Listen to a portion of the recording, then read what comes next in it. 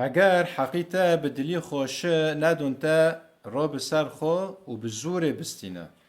ڕۆ بەسەر خۆ و بزورێ بستینە. زاروکی بچووک دەمێک و توی ji ئێمزەک و ji şîr vekê bi dilî xweşe jê nayê vekirin.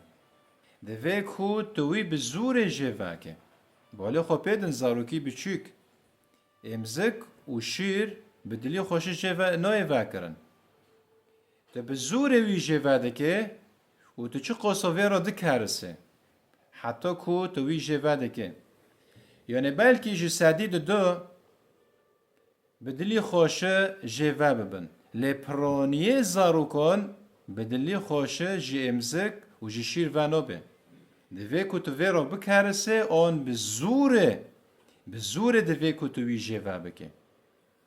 Bi eynî wê yekê demê ku tebiatên neboşte de hene û tu dixwazî xwe ku tu ji wê tebiatîna xwe jê vekê divê ku tu henek û vê ra neke. Divê ku tu yê kar têol neke. Divê ku tu bi rastî bi hêz li hember wê tebiatê bisekinî û bi zûrê tu xwe jê veke. Ji ber ku tu bi wê tebiatîna hatiye girêdan, tu hatiye girêdan.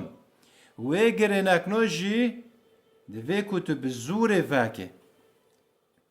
Bi zûrê veke. Ere. Îcar mavî Kurdan jî wisa ye. Eger heqî te bi dilî xweşe nadin te, ra bi ser xwe û bi zûrê bistîne. Heva hene ye. û bi eynî wê yekê jî em ê ayetekê ji Pirtûka Pêrûz bînin ji Mizgîna Mete. Derya 11 û ayeto 12. Di derê de İsa Mesîh li ser padîşahiya Xwedê dendike. Got çi? Got padîşahiya Xwedê bi zûrê tê standin. û yên bi hêz wê digirin. Padîşahiya Xwedê wethay wê pir ne. Manê wê pir ne. Lê em ê ber yekê bisekirin. Navî xwe bi xwe vê ra ye. Padîşahiya Xwedê padîşeh. İcar karî padîşeh çi ye? Padîşeh hekim dike. Padişah hekim dike. Ha. Medem ku padişah hekim dike, padişahiya Xwedê yani bila hikmî Xwedê were serte. Zanebînê Xwedê were serte. Hêzê Xwedê were serte. Wê hikmî Xwedê ji hetanî ku were serte, divê ku tu ber xwe bide.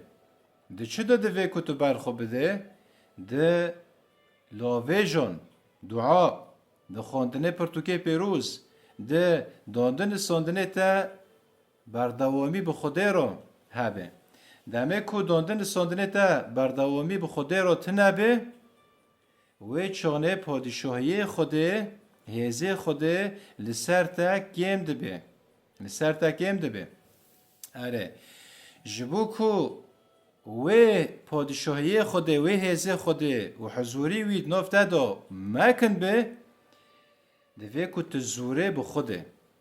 Zûrê tu bi Xwedê di çi da? Zûrê bi Xwedê di xwendinê Pirtûkê Pêrûz, di dandinê sandinê te bi Xwedê ra. Ere, yani mesele zûrbîn tê de heye. Yani meselen hene divê ku tu zûrê bide xwe, hetanî ku tu bigînî wê xwestekê xwe. Eger tu zûrê nede xwe, tu nagînî wê xwestekê xwe. Pir xwestek, pir tişin hene, sedî nûd û pênc, sedî nûd û şeş, dike zûrê pê diye. Tu zûrê nediye, tu nagînî wê xwestekê xwe. Em bibêjin, tu dixwazî siba ber destî sibê rabe bi Xwedê ra rûne.